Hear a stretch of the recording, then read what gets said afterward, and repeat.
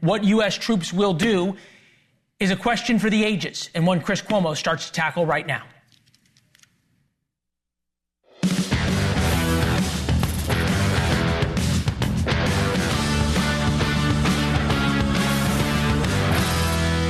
Chris Cuomo here. Welcome to NewsNation. Yes, President Trump said moments ago that he sees America having an ownership position in Gaza and that Palestinians may not be allowed back there en masse. Is that real? Well, here's what he said. And occupy all of a beautiful area with homes and safety, and they can live out their lives in peace and harmony instead of having to go back and do it again. The U.S. will take over the Gaza Strip, and we will do a job with it, too. 5, 4. It just froze, but it wasn't like that in reality. That's just how we edited it. A little side note before I continue about with Trump and Israel. First of all, this is the rhythm, okay? Things just happen. They just start when Trump starts talking. We've never heard what he just said. Now, at the same time that he was talking, the Senate held a vote, and guess what? We have an attorney general. Pam Bondi was confirmed. Pam Bondi was confirmed in pretty much a straight party vote. I'm told Senator Fetterman, Democrat of Pennsylvania, voted for her. He would be the lone as far as I know right now. But there you have it. Pam Bondi is the next attorney general of the United States. Now, back to Trump, okay?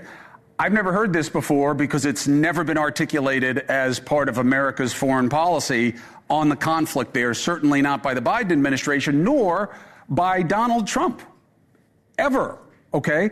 I don't know where the will would come from to put the kinds of boots on the ground we would have to do to control that area, let alone to move out 2 million Gazans. That is what Trump seemed to suggest. I find it very unlikely that that's what was meant to be said. But he's the president, and I know. But you got to go with the rules as we find them. And the rule is just because Trump says it doesn't mean that that's what exactly is going to happen, okay?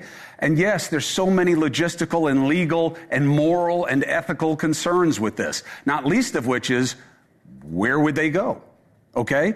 Now, most of the questions that followed that were really, let's be honest, typical gotchas. So you didn't get any clarifications because people were looking to have a moment to expose that Trump didn't seem to know what he was talking about. So we're going to do it differently here. We have President Trump's choice for Middle East envoy to explain what the position of the Trump administration is on this. I got to tell you, Bibi Netanyahu was there also, right? Prime Minister of Israel. He didn't jump in and say, yeah, I can't wait for you guys to run Gaza. That's certainly not what Israel wants. So, again, yes, he said it. Yes, we reported it. Yes, we'll discuss it. But I do not know that we've just learned some huge secret that America has completely changed its posture about the Middle East conflict. We'll see when we talk to his guy in just a few moments. Now, I know your screens are all filled with outrage about this. And there's no question people are going to get paid all night long to kind of spin narratives about what this means. Okay? But look, at NewsNation, we're going to focus on what is done, not what is merely said, because otherwise you'll go crazy. Okay? So there are a couple of key questions for us to take on tonight, in addition to what Trump just said about Israel. Is Elon Musk approaching an administrative coup, or is he just recouping monies, waste, and fraud? It's an open question, and what he did stopping members of Congress from getting into the USAID, if that's true, that's crazy, and it's going to be a problem for the president. Now, President Trump said and did a lot of other things over the last few days. Will his tactics make things better or worse to our north and south with Mexico and Canada? These are the real questions, but to get to them, we have to delete all the toxic agendas that are clouding the reality. What do I mean? Well, yesterday, as expected by anyone who knows Trump in the markets, the tariff threat was pulled by him. And then the other two players pulled theirs as well, as Mexico's President Claudia Sheinbaum and Canada's Prime Minister Justin Trudeau made concessions. Now, first, people screamed, huge win for Trump on the concessions. Many on Fox and online were insisting, though, right before this, that we needed the tariffs to go into effect to win, that the tariffs were going to explode our economy and spur growth like we've never seen since Reagan when he tripled the debt and exploded our deficit, and that it would lead to losing the income tax.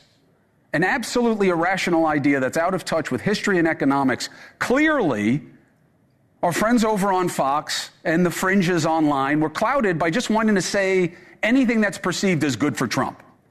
But are they going to tell you now how it's a win if they wanted the tariffs to go into effect and then they didn't? The answer they should give you is that they were pretending. And being a patsy is not the same as being patriotic. And then came the other fringe, saying the promises from Canada and Mexico were already made to Biden, so this was all another Trump lie. And I got to ask, did these people see that online and just parrot it, or do they really just care more about proving how bad Trump is than wanting anything good for America? Seriously, I hope they think about it and send me your answers. Here are the facts. Yes, Canada promised $1.3 billion for the border to Biden, but it didn't happen and required a push. And there was more offered that matters to Trump and to America. Trudeau increased to 10,000 the personnel at the border, okay? And that he would list drug cartels as terror organizations, as we did. He would appoint a fentanyl czar, and he would spend $200 million on a new intelligence directive against fentanyl and organized crime. Now, all of these are critical if they actually happen. Fentanyl is growing in Canada exponentially. So it's wrong to say that what Trudeau offered up is just the same. It's just wrong. And Mexico had already deployed 15,000 troops on its northern border since 2019, including when Trump left office. And they'd already sent 10,000 troops to their southern border under Biden. Okay, but yesterday, President Claudia Sheinbaum promised to send an additional 10,000 troops to its northern border and talk of a return to remain in Mexico. Remember that? Remain in Mexico? That's reportedly on the table, and that could help. And yes, there is still a lot to improve, but she offered more. And she had to, and do you know why? Because Mexico is the source of more death in America than anywhere else. Maybe more than just about everywhere else combined. How do we know? In 2021, over 10,000 pounds of fentanyl was seized at the southern border. You know it takes just a few grains to kill you, right? Last year, the amount seized doubled. And get this twist, the DEA says now 90% of the fentanyl that stopped at the border is in vehicles driven by U.S. citizens. That's how sneaky the cartels have gotten. So stopping illegals is not the cure-all that it's pitched as, okay? U.S. citizens are doing a lot of the carrying. We need Mexico to do more.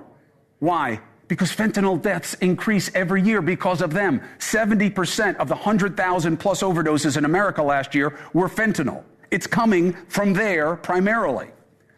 And when not killing us with drugs, the cartels are ruining lives with human trafficking. In 2018, they made $500 million.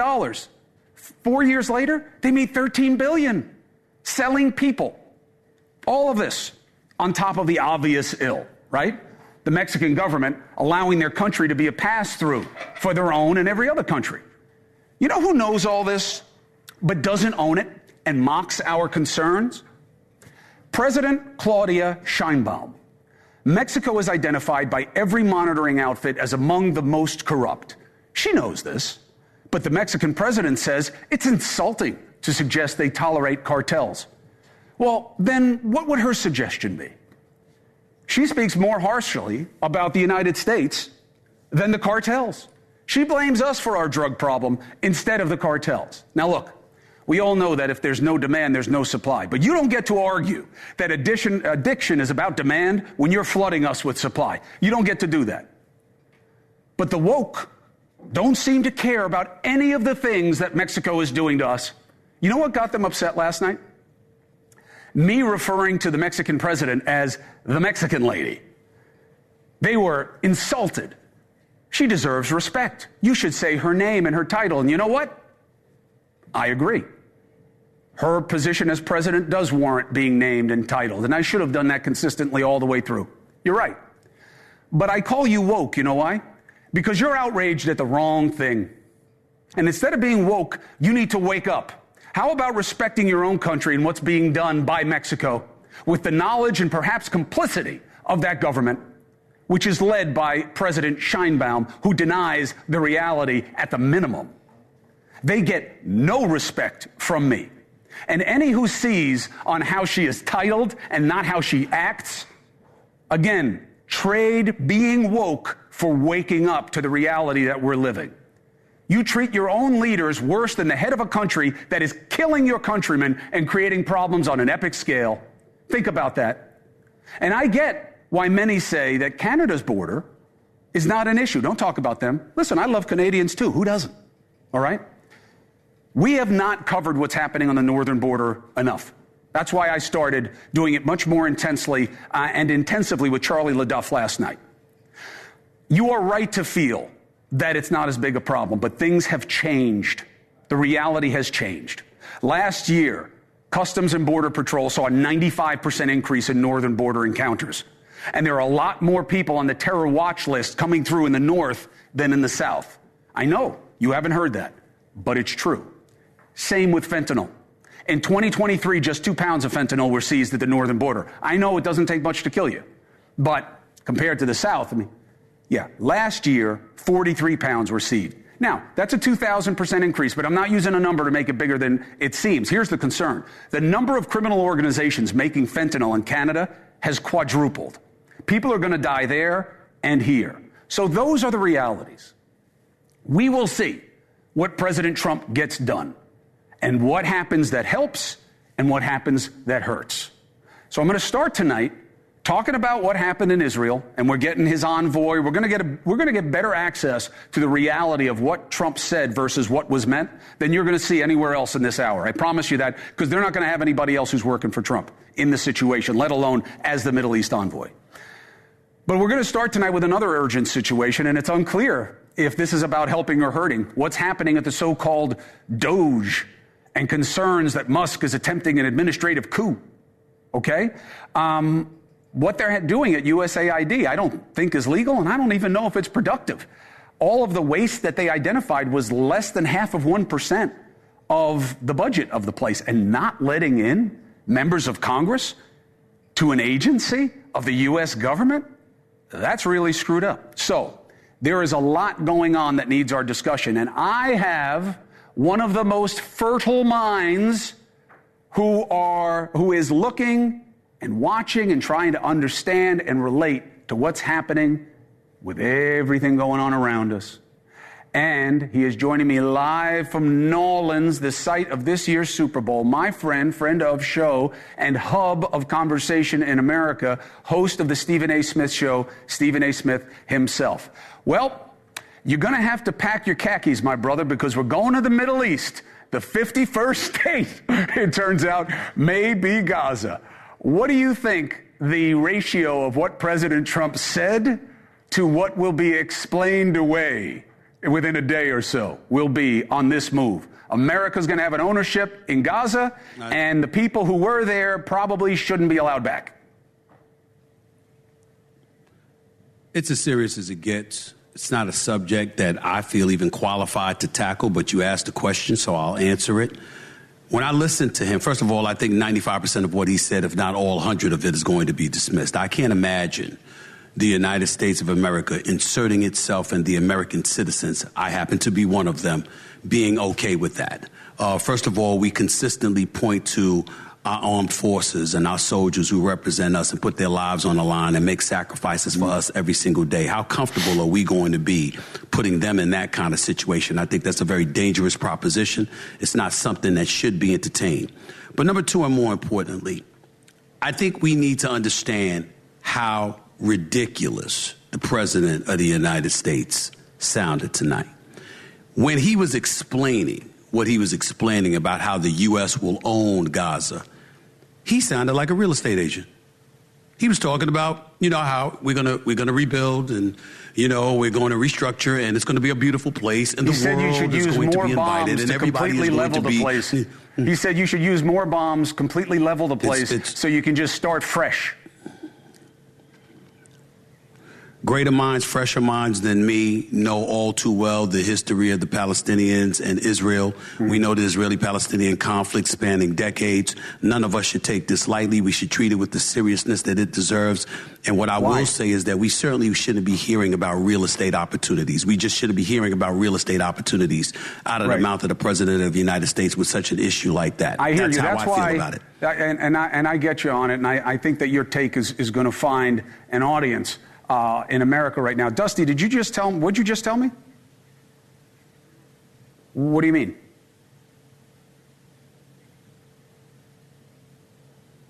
Okay, so Dusty just casually told me that the envoy that President Trump selected for the Middle East is not going to come on the show tonight because he's getting pulled into a meeting after what the president just said.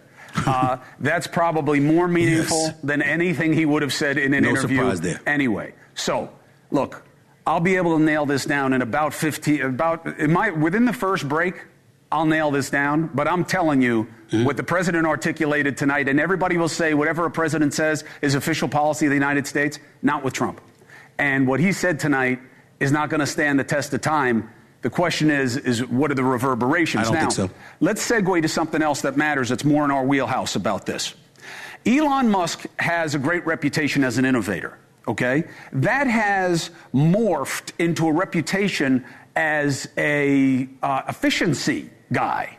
When really all we know about him is really Twitter. He fired about 70% of the workforce. The rate of growth is about zero, people leaving to people coming, and his ad revenue is down about 50%. So now he's the head of Doge, supposed to find efficiencies, supposedly making moves that the president is rubber stamping, not letting members of Congress into a U.S. agency. Do you think this is a plus or a minus for the Trump administration? Well, it's clearly a minus, but it's not something that's going to be seen in the immediate moment because the president has only been in office for the last couple of weeks. And obviously he has a mandate from his constituency to rattle fences and to make change and to be disruptive. And that's exactly what he's doing. We know that even though Vivek Ramaswamy is no longer a part of Doge and it's really about Elon Musk, we know what the original mandate was. You're talking about cutting regulations, spendings, and headcounts within the federal government. That's what this is really supposed to be about. Why would the American people have a problem with that on its face? The specifics, obviously, the more you learn, the more you see how they conduct themselves in regards to that, that may cause some alarm, but just on its face, cutting spending, okay, cutting regulations, all right, doing those kind of things in terms of headcounts within the federal government. What are we saying? That's taxpayer money, and taxpayer money has just been thrown by the wayside. We don't know what the hell they're doing with it. And so now you've got somebody that comes in, even though he's not an elected official, even though he hasn't been confirmed by the Senate or Congress or anything like that. Trump has appointed somebody in charge that swears that he's going to find out how frivolous we've been with the American people's dollars. And a vast majority of the American people are going to be interested in seeing, once you shake those trees, what falls. You know, as the saying goes, you mow the grass, the snakes come out. And we're going to find out who the snakes are. At least that's what we hope. And so because that's ultimately what people are hoping to see, hoping to find out, there's a level of tolerance that's elevated to a certain degree because you want to actually see if this guy and Trump are going to be true to their words as it pertains to that, because we can relate to that. We can see when you tell us, you know what, you're spending millions of dollars on DEI in Serbia, for crying out loud, or you're doing something else with our dollars that you have no business doing. What we're going to look at is how many times you came to us to raise taxes, how many times you came to us to funnel our money to different places, how many times you told us you couldn't take care of the homeless in this country, the displaced in our country, the impoverished and disenfranchised in our country, but somehow you could throw billions of dollars to Ukraine. Suddenly you could throw billions of dollars elsewhere. We're going to look at those things because the American people are saying, what about us? What about us? Now, does that mean Elon Musk is the answer to our prayers? Hell to the no. Absolutely not. Nobody is saying that. But if he is going to rattle the cage to some degree, and you're going to have elected officials and the spending habits of the federal government exposed to some degree, then that's something that a lot of American citizens are going to welcome. And we have to acknowledge that. And that's why I say I don't like what I'm seeing. I certainly don't like who I'm seeing it from. But in the same breath, it's almost like you almost want to say to folks, relax, chill out. Don't stand in the way. Let them do what they do, because the higher somebody climbs up the tree, the more they expose their backsides. And you can find out what the hell is going on and what they're really about. And then you can go into attack mode. to do so now might be deemed somewhat premature because he just got in office, and you could hide behind the 14 days or so he's been in office. You know what? First of all, I agree with that analysis step for step. And that's why the only thing I really consistently disagree with you about is when you say things are kind of out of your depth. You are a concerned citizen who is a student of current events, and you're a critical thinker. I mean, that's why I believe that all conversation is your oyster, because you know what's going on and you understand where people's heads and hearts are on it. I think that Elon could do something that would be an amazing boss move that would give him great credibility. He should open his own books. What would that? He should open his own books and show what money and preferences he gets from the United States government. For SpaceX, for Twitter, yes, for Tesla. What do totally they give agree him? With that. What breaks? What does he think is too much? What would he not like to see for others? Mm-hmm. I think it would be a big credibility builder for him. Mm-hmm. But it's really easy to go checking everybody else's britches. It's when you got to pull your own pants down that it gets a little tricky. Well, not only are you right about that, here's where it elevates even more so. Trump wouldn't open his books after campaigning in 2015 and 2016, swearing up and down that that's what he was going to do. And then when he was asked to do so, he refused. So if you're Elon Musk, what you want to do is make sure that you don't mimic the president while you're working on behalf and at the behest of the president of the United States in an effort to make sure you protect the American people, so to speak. That's what he's swearing that he's about. Then opening his books and exposing everybody to his books and what he's making, whether or not he's currying any favor from the United States government, from Trump himself, et cetera, et cetera.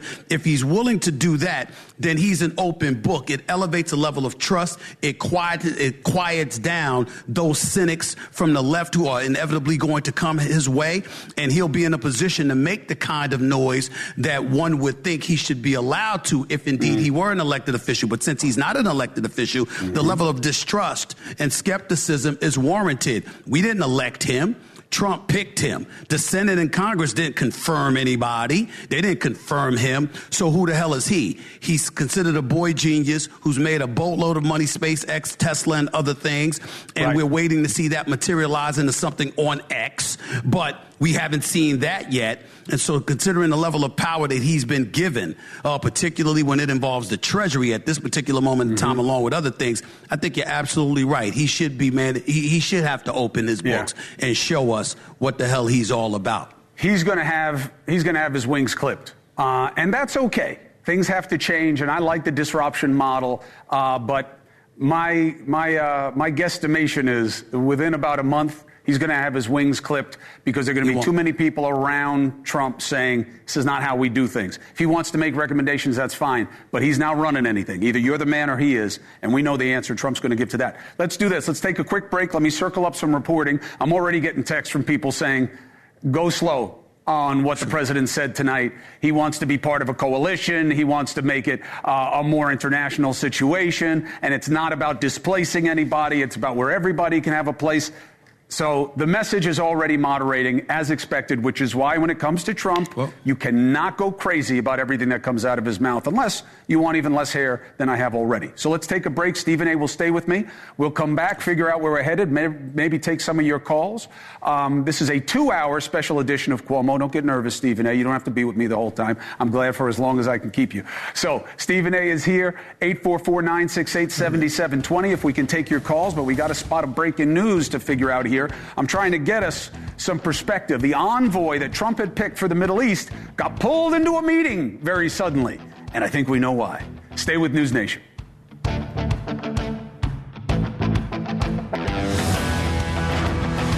All right, we are negotiating the significance, the reality of President Trump saying, standing next to Israel's prime minister, yeah, I see America having an ownership position in Gaza, and I don't know that everybody gets to come back home and just have this all happen all over again. We would take ownership and we do some job with it. I've never heard that before. Yeah, I heard his son-in-law say something stupid about how the waterfront property was valuable and maybe there was some kind of change that would happen. But he's not the president of the United States. And the president who was just elected said something we've never heard before here on this special, and lucky we have it, 2-hour edition of Cuomo, because we're going to need the time. And I'm joined right now with the host of the Stephen A. Smith Show, Stephen A. Smith, who is living this confusion with me. And we are joined now by somebody who can help us both better understand. Former Supreme Allied Commander Europe of NATO, General Wesley Clark. General, always a pleasure. Good to see you. Thank you, Chris. Good to be with you. So Stephen A. and I are scratching our heads saying this can't be right. It doesn't make sense that President Trump said that America is going to have an ownership position in Gaza and do a great job with it, and maybe the people there won't be allowed to come back. Do you think that that is going to hold up as legit policy of the United States in that arena? Well, Chris, it could. I know it makes some common sense to the president to sort of help these people out, get them out of Gaza, rebuild it, and so forth. But to go in there with U.S. troops, it depends on exactly what the rules of engagement are. What are the political conditions? And look, here's some of the things you have to think about. Okay, is Hamas going to be in charge?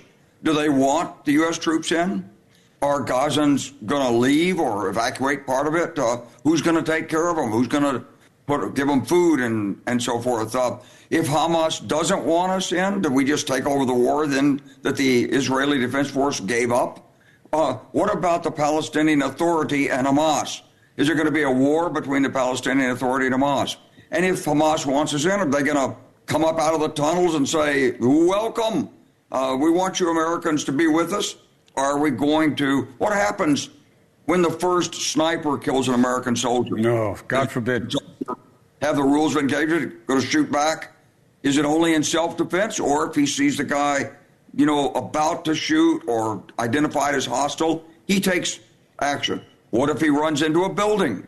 What if there's children in the building? Are we going to end up doing the same thing that the Israelis did? So there's so many details of this. But I will tell you this, Chris. The basic concept is a wonderful concept. If we could just bring peace to the region, if we could just rebuild Gaza, if the people would just stop wanting to kill each other, if we could somehow put American resources and know-how to work in the region. So, when this first happened on October 7th, my first idea was, and I went to some congressmen, I got into the White House with us, I said, look, let's have some refugee camps set up. Let's get all of the population out. Put some of them in Egypt, put some of them in the Negev desert. Let the UN take care of them out there. Let the IDF handle the holdouts in Gaza. If they want to live in a tunnel, let the Israeli army go get them out. But for the ordinary people, get them out of the way. But I guess we couldn't persuade the Egyptian president to take them, and the Israelis didn't want them, and Jordan doesn't want them. Why? Because there are terrorists among them, and they don't get along with each other. And, Egypt has its own terrorist problem. Jordan has a problem with the number of Palestinians living there already. So there's a problem with political stability. But I always was of the impression in this part of the world that money talks. If you could actually persuade the Palestinian people that you're going to come back home after it's rebuilt, you will come back home. No one's going to take your home away from you. You're going to have that home. Or if you could get the same area further down the beach in the Sinai, and maybe there's a way, if you're willing to put enough money behind it. Is it $50 billion? Is it $100 billion? And then you have to get strategic consent politically from both sides. You have to have the right rules of engagement. You have to have everything lined up. It's very tough. But Chris, look, in 1994, we went into Haiti and we restored democracy there with Aristide. We negotiated an end to the war in Bosnia. And they said, oh, my God, you're going to have a bunch of American troops killed. We never had a single American troop killed in Bosnia because we went in with strategic consent and the right rules of engagement. So it's not impossible. But it's not something you can just wave your hand and say, yeah, we're taking it over, it's going to work. It may not work because you have to have strategic consent resources, and all the accompaniment to make it work. And that doesn't come out of a press conference. Stephen A., what occurs to you? Well, first of all, I just want to say it's an honor to be on the show with you, sir. Appreciate your extraordinary service throughout the years, and I'm honored to be on TV with you. Having said all of that, let me tell you what alarms me about what I heard. If we can do this, if we can do that.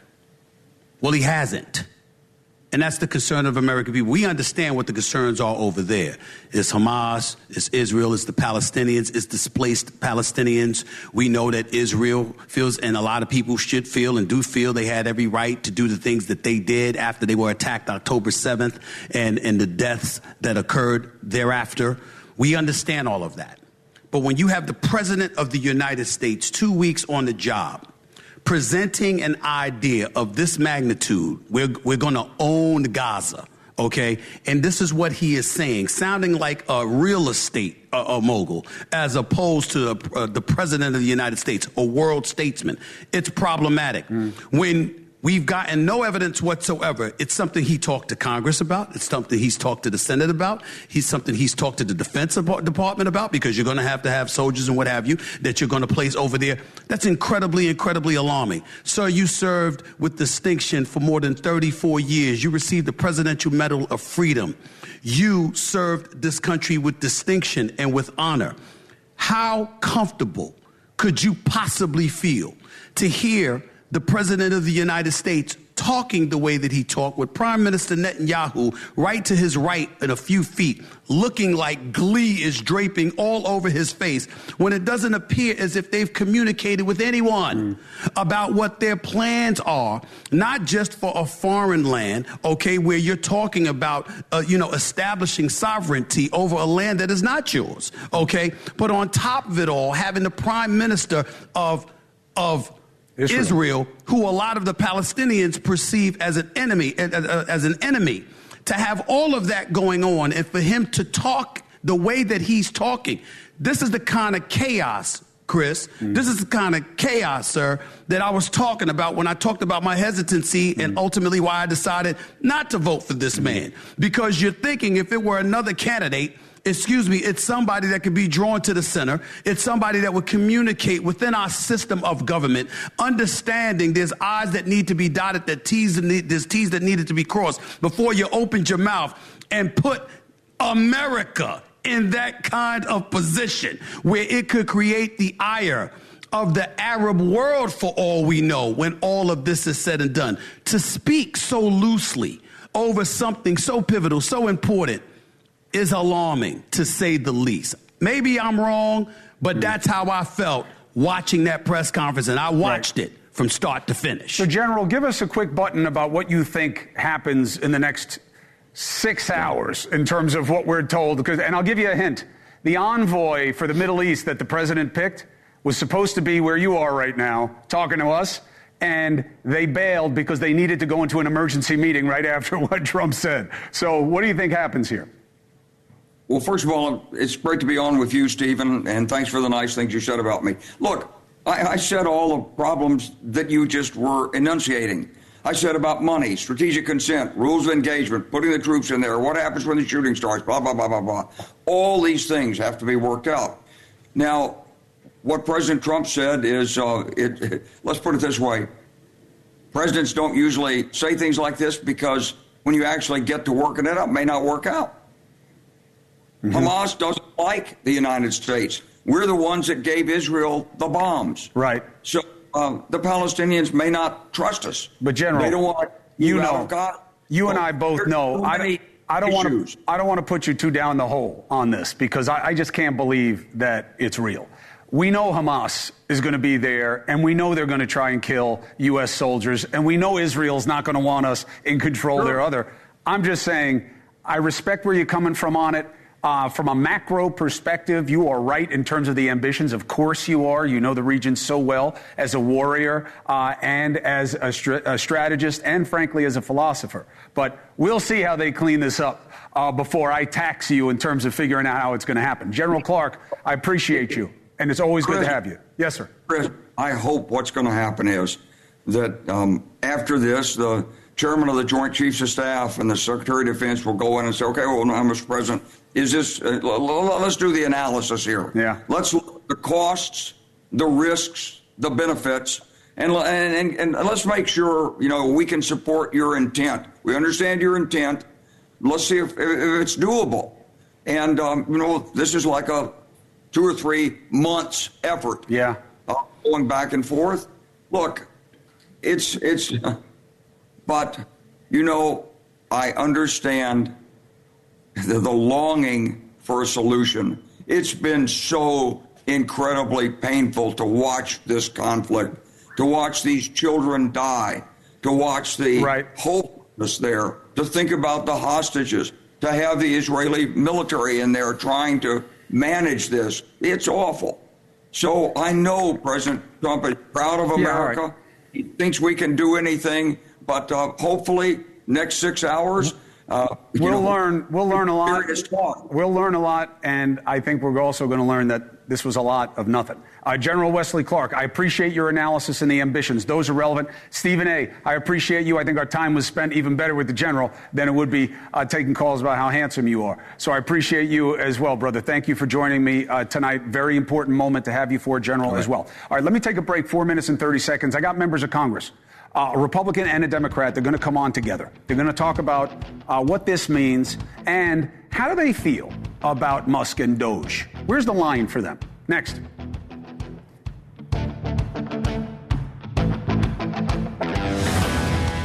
We'll take over the Gaza Strip, and we will do a job with it, too. We'll own it and be responsible for dismantling all of the dangerous unexploded bombs and other weapons on the site. What do you think Bibi Netanyahu was thinking, the prime minister of Israel? I'll tell you, sometimes when you go to that part of the world, people are like, what are you going there for during the war? And the joke was, I'm going there to look for some cheap waterfront, because it was like an absurd idea. Now, maybe it's a reality. Trump saying the United States is going to own the Gaza Strip. Is there any will for that among the country, let alone our leadership? Let's get bipartisan reaction from Congress. On NewsNation, they come on together. California member of Congress, Democrat Maxine Waters, and Tennessee Republican member of Congress, Tim Burchett. Good to have you both and together. Thank you for it. So I think that we could probably all agree that what the president said isn't necessarily going to be the foreign policy of the United States. And the reason I say that is, Tim, I was going to have the envoy on that Trump picked for the Middle East, and he got yanked into an emergency meeting right after Trump said that. What do you take as the reality of America's ambitions in the Middle East? I think it's going to be American businesses are going to be invested there. We've got some of the best bomb disposal people in the world, obviously, and they'll be over there working closely, I suspect, with the Israelis if it's a safe environment.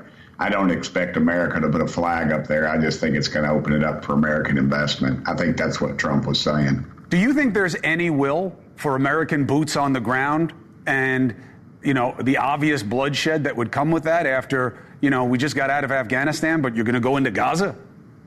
Well, I can't speak for my dear friend Maxine Waters, and if I'd known she was going to be on, I would have worn my much better suit. But no, there's no will. I don't have any desire. Our Pentagon, we need to reel our Pentagon in as far as we can. They've not passed the last 8 audits. They haven't even completed the last 8 audits. They can't find $500 billion right now. That is a aircraft carrier. Yeah. We need to reel them in. A lot. We need to bring those boys and girls home that are in these foreign lands. Not send them out. The Honorable Madam Waters. There's another component to this, was the president's kind of dismissive attitude towards the right to a homeland for the Palestinians. And he kind of waved off the suggestion of them coming home and say, well, maybe they don't move back and just go through all of this again. How does that square with your understanding of where America should be on the issue of Palestinian sovereignty? Well, first of all, thank you for having me on again. I enjoy being on the show with you, actually. But you and I and my friend Burchett, none of us should be surprised or shocked by anything that Trump would say or do. First of all, this isn't the first time we heard this. We heard some time ago that there was some interest in the beachfront good property in Gaza. And so when the president comes on and further takes that issue to the United States involved with somehow having some ownership in Gaza, then we should know that they really mean that if they could get it, they would monetize it. They would have a casino. They would have whatever it is they want to build on it. He'll try anything for $1. He is someone who's in love with money and will monetize anything, get it, any way he can possibly get it. He doesn't care about the people of Hamas. He doesn't care about the Palestinians. He has not said a word about the lack of humanitarian assistance that couldn't get in when there were people trying to make sure that the children were fed. You just said, and I think the previous person on the show tonight, General Clark. Yes, he talked about, us watching the children die and the people who got killed and the destruction that went on in Gaza. And for this president of the United States, in the middle of a crisis that we already have in our own country with the billionaire class, with Elon Musk and the rest of them ready to own every and anything, I know what Elon Musk is trying to do in South Africa. And so they don't surprise me. They're gangsters. They're gangsters. That's what they are. All right. And so we should be against it. I just left a rally of about 5,000 or 6,000 people over at the Treasury Department. That's what I want to talk about. So let me reset on something that we have to deal with here. Okay, we'll sit. Look, again, I'm cutting us short on that because I just don't believe that what the president said is what was meant to be said. Okay, and I just think it's going to be articulated differently. But no, mean him. He meant it. Well, all right, we'll see. If we're right, next time I see you, lunch is on me, Madam Moore. All right, I'll take it. He meant it. All right, so we'll see. We'll see. But here's what we both know as a reality, and Tim, I bring this back to you. Elon Musk, the disruption model, bring it in the private sector, show the inefficiencies, fine. Where is the line for you in what is great? Identify waste, fraud, and abuse, right? That's the catchphrase in politics. WFA, waste, fraud, and abuse. You always hear about it. And him doing things that he is not allowed to do, like not letting members of Congress into a government agency. Well, I don't know that he did. That's what the media is reporting. But, the Democrats have had a long history with billionaires. George Soros, for instance, he's been involved in races all over this world. He almost wrecked some European countries. Neither party has the market cornered on money.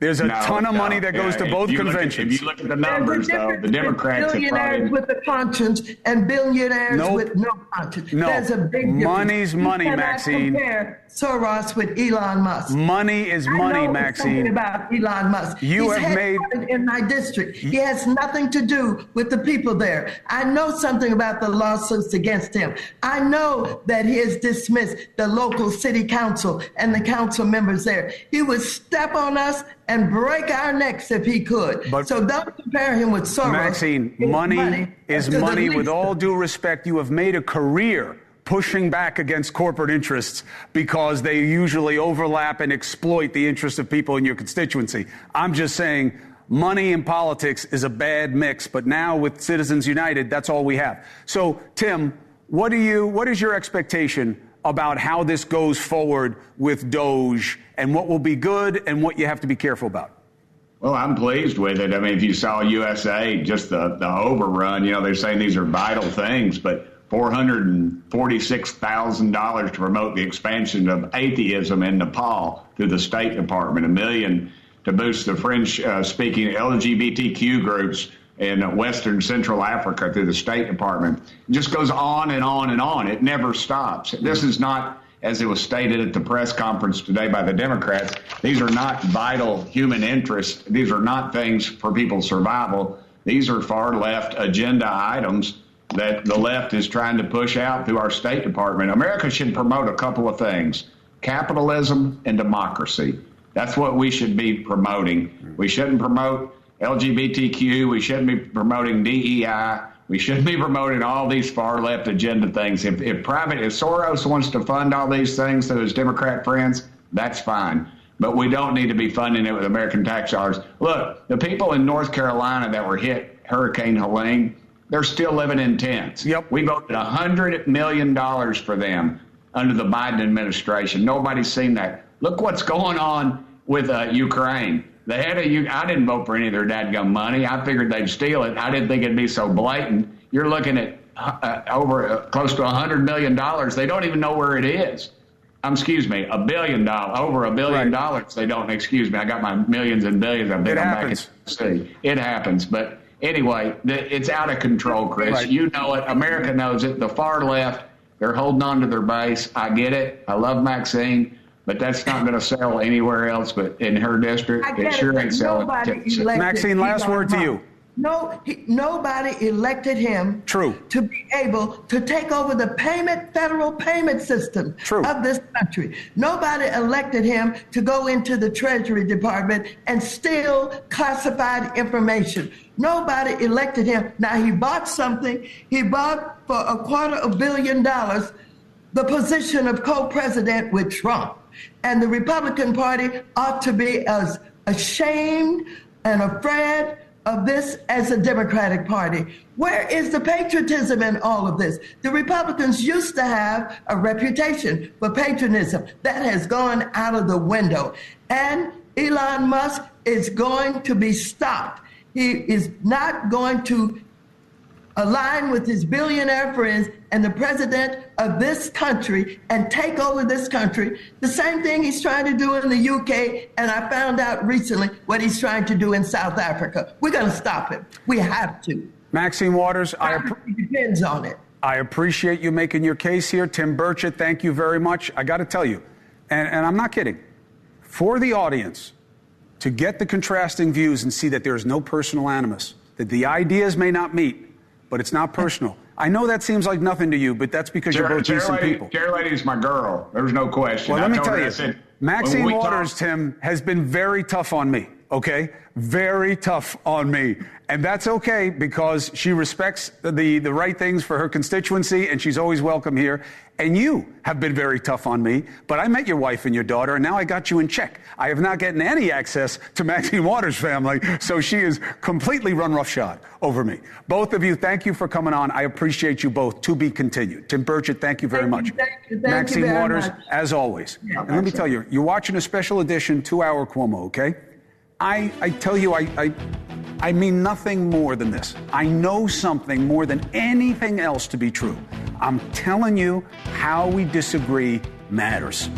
I know that sounds like something for some Hallmark card or something you tell your kids.